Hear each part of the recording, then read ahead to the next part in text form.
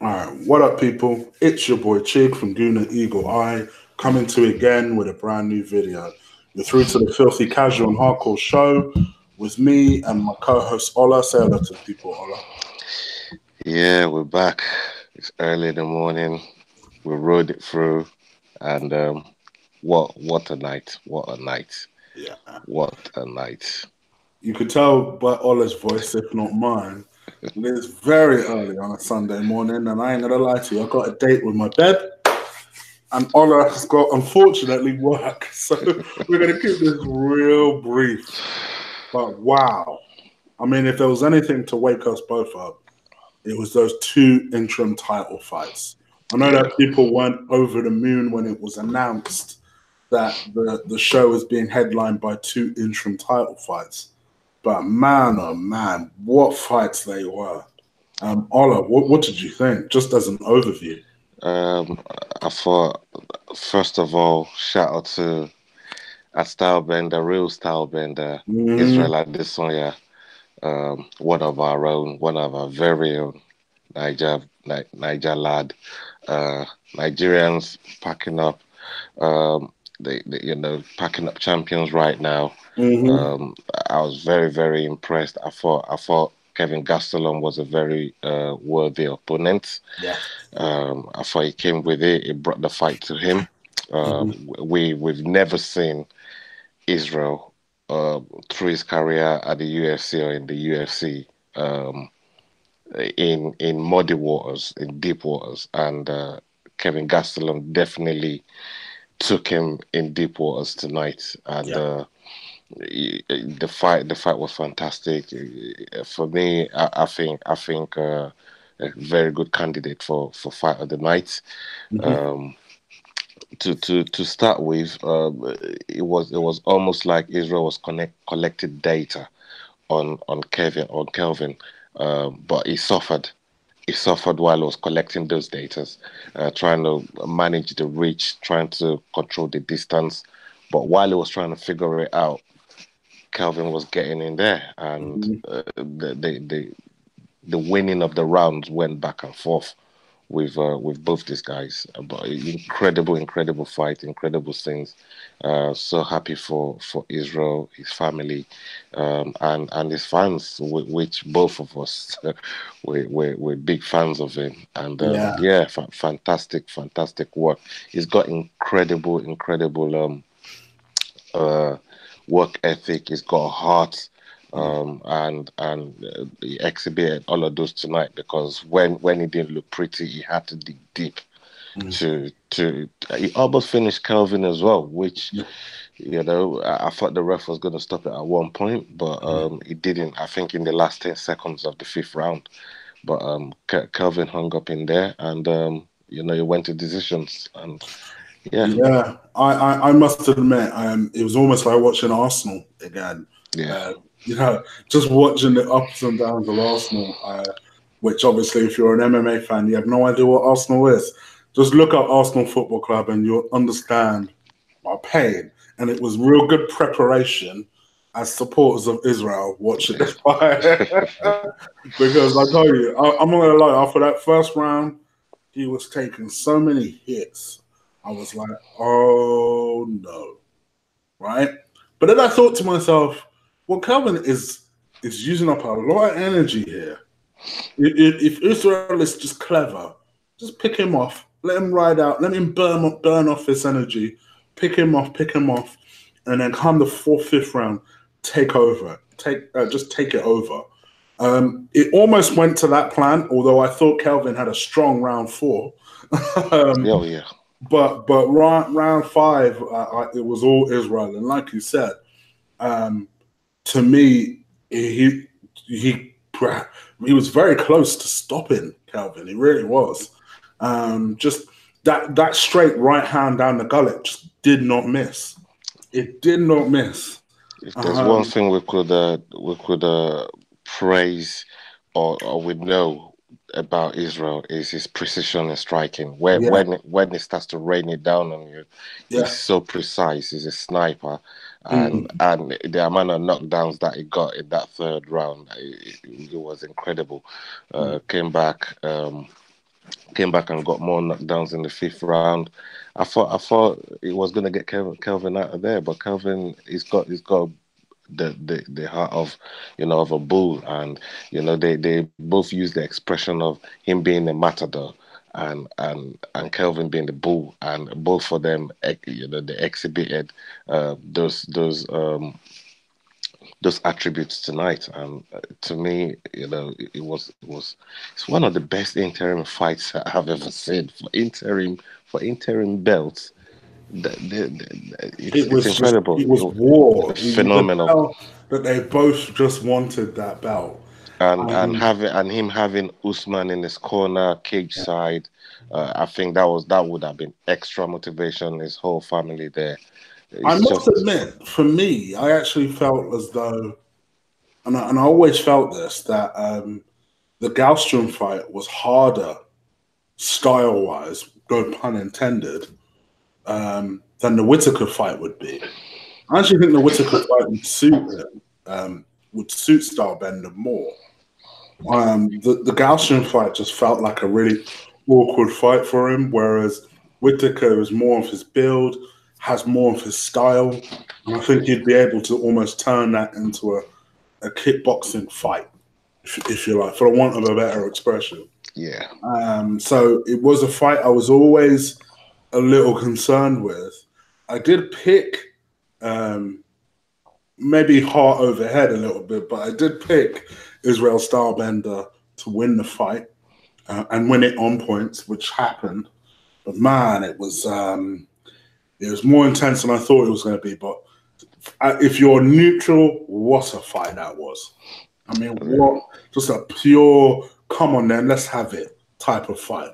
Because it was at one point in the 5th round, I think Israel just thought, "Oh, forget this, let's just swing it out." And but much credit to him for that. So yeah, I'll give him a lot of credit for that. And then let's move on to the main event that we've literally just witnessed: Matt Holloway versus Dustin Poirier. Now, I'll give you credit. Your pick came through. You picked Dustin. I think the fight, by the sounds of things, almost played out how you expected it to play out. Yeah, 100%. Because I must admit, the thing that surprised me, and I'll let you kind of take over here in a second. The thing that surprised me was the fact that I was expecting Max to have to be a lot quicker to the punch. And I think I said that to you in our WhatsApp message. Like, I was just like, he seemed so like kind of sluggish almost in the first kind of 1.5 to 2 rounds. And then in the 3rd round, it's almost like he woke up a little bit and decided to start putting some punches together. I think Poirier started to slow down a little bit. And then Poirier had a good 5th round where, again, they just decided, let's slug it out. And I was surprised, I must admit. I expected Max to make that step up a lot easier. But it was also one thing I perhaps didn't take into account is when someone's beaten you, they know how to beat you. I made that point earlier on. You did make that point. And you know, the funny thing is, I always make that point. Very rarely do rematches go the other way. Once they've gone one way, very rarely. Don't get me wrong, there are a few fighters that have avenged their losses. I'm thinking of Michael Bisping when I say that. You avenged Dan Henderson. Yeah. He actually avenged 2. Yeah. He avenged Henderson and Rocco. Yeah. Conor Knight. Even though Conor Knight, yeah, you could, it's a little bit dodgy, but you could say Conor Knight. That's up there, but very rarely, very rare. We see with Cody Garbrandt and TJ. We saw it with Aldo, and Max. Aldo and Max, exactly. So it very rarely changes. We see with even at the highest level, John Jones and Cromie, So very very rarely. And even in that fight, Gustafsson, to be honest, Cromie was winning that second fight until he got knocked out. Yeah, Gustafson So Jones as well. It didn't go well in the second fight. So yeah. it rarely. Once they got your number, they feel your power. They know they have all that download, and they just go about their business. And I thought to myself, Poirier is gonna have the is gonna have the more security in that weight class, and to me, intending to fight someone like Nate, because Nate really reminds me of the way Max fights. It takes a lot of punishment, and Poirier must have been this was a perfect fight for Poirier. He didn't have to go way out of his realm of preparation to prepare for Max when he was preparing for Nate, because they both almost similar type of fighters, and that's one of the reasons why I thought having that beating him before and not having to totally scrap the preparation he had for Nate to go in for Max. I thought all of those would have been been an advantage for Poirier, and that's why I picked Poirier to win the fight. And ultimately, when it's all said and done, that's what happened. And to me, that's another pick for fight of the night. They both put it on the line. They both brought it. I thought Poirier was gonna get Max out of there in the first two rounds, but fantastic credit to Max for hanging in there. I kept messaging you that I can't believe Max is hanging in Yeah, there it's for tough, this man. long. He is a tough customer. It's tough.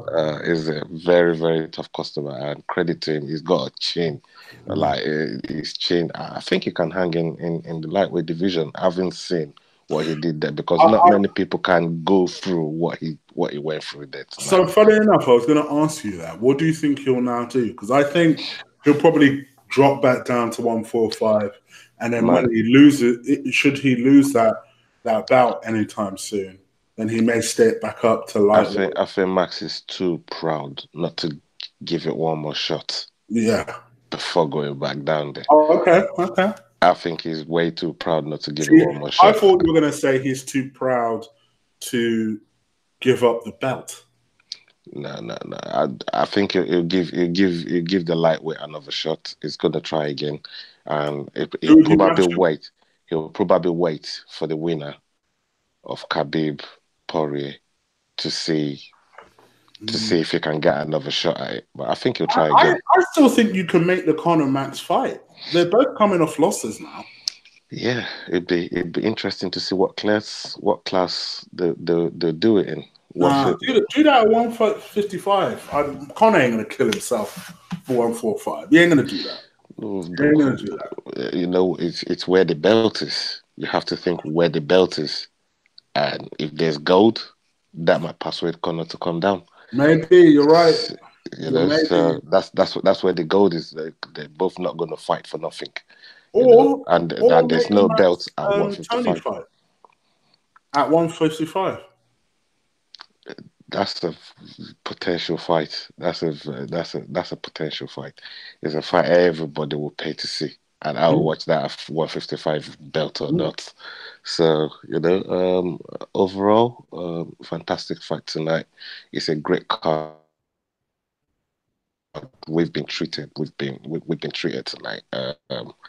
I'm just glad I stayed up to watch it, and Stayed up to watch it. it's Oh crazy. God, you're crazy. No wonder you sound so tired. I mean, when Americans say, "Oh, we have to stay up to watch football," Football. this is the other way around. Yeah, this is payback. Yeah, yeah. And Because I'm gonna yeah, have to do that for the AJ Miller fight. Because by the time they show that here, Eddie's already said it'll probably be about 2, 3 o'clock in the morning. It's just like, yeah, oh come on, dog. that's a crazy one still. Oh, So we have to touch on Khalil Roundtree, yeah. Jr. and Eric Anders.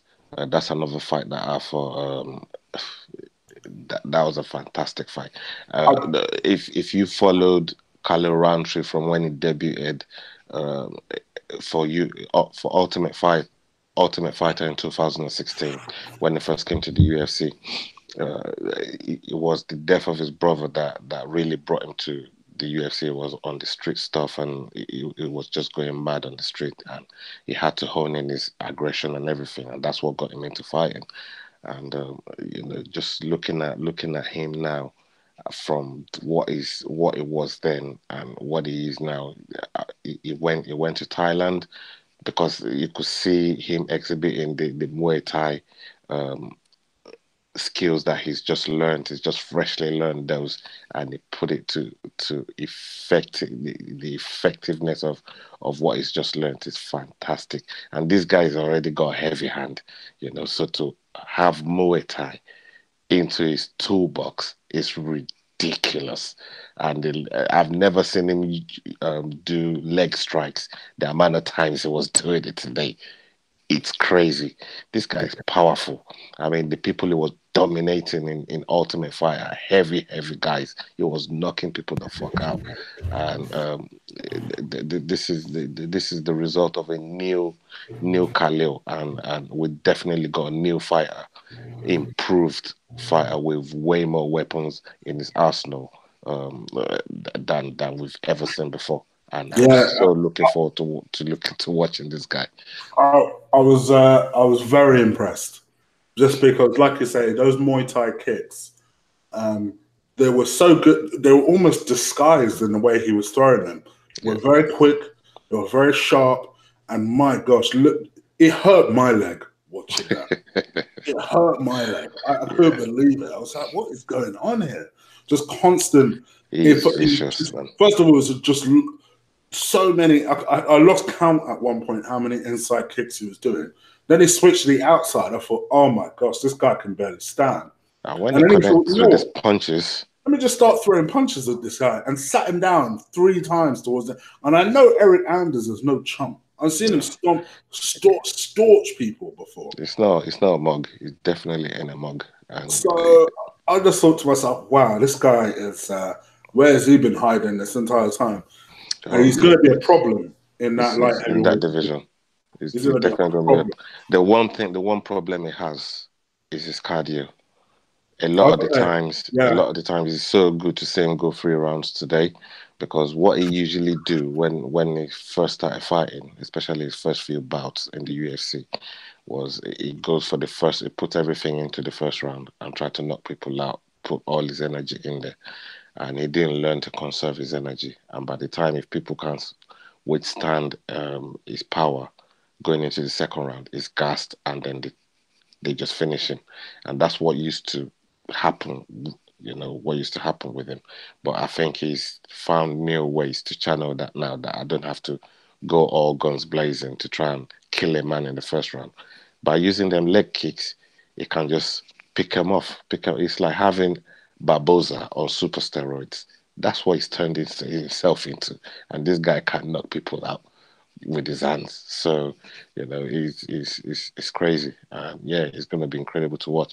I wouldn't mind watching him and Santos if the chance presented itself. So, or him and Johnny Walker. Who knows? I think the light heavyweight division is getting real excited all of a sudden now. It's crazy at 205 right now. So there's plenty of opportunities. You can work on Rockhold. There's Anthony Smith. There's plenty of people there's plenty of things to do in the 205 right now. 205 has never been better, and exciting. Speaking of 205, did you see the press conference where Anthony Smith was like, no matter what happens, I'm going to punch a hole in Luke Rockhold. Yeah. I was like, okay, I like that fight. I like that fight. You know why he was saying that, right? Because I know Luke Rockhold talked the most amount of shit. He was talking so much shit about how Anthony was going to lose to John Jones, and he wasn't going to last 2 rounds in there with him. All of that. So Anthony Smith ain't been happy with him since then. So it's a good promo for the fight. We always like a good promo. So and lastly, before we wrap things up, like I said, really happy with the guys tonight. But all in all, we now have to wait for Francis Ngannou to come in and complete the set. But he's got a hard fight against Santos. Julio Santos. I think if he can get past him, Dana's already started speaking about Stipe because he's not heard from Brock. So maybe Brock has had a rethink and thought, you know what, forget the title fight. Which, you know, if Stipe gets it, I'm not complaining. Stipe deserves another title shot, to be fair. Yeah. And if I want what's his name, Daniel Cormier to be out of the picture. Then Francis can come in and do what he needs to do. Do you think because he beats Stipe? I think he can get. I think he can get Stipe. He just needs one chance. He needs a puncher's chance. I'll at least give him that. You know, one thing we haven't seen in the return of Francis is his wrestling. His wrestling hasn't improved, so he hasn't really shown me anything to tell me that his wrestling has improved. Yeah. So he keeps knocking people out. So and he's knocking wrestlers out. Sure, So he's knocking wrestlers out. So yeah. He's knocking people like Ken Velasquez and Curtis Blades. They know mugs in wrestling. See, I'm a bit different to you. I'm quite fascinated by a potential DC Francis fight.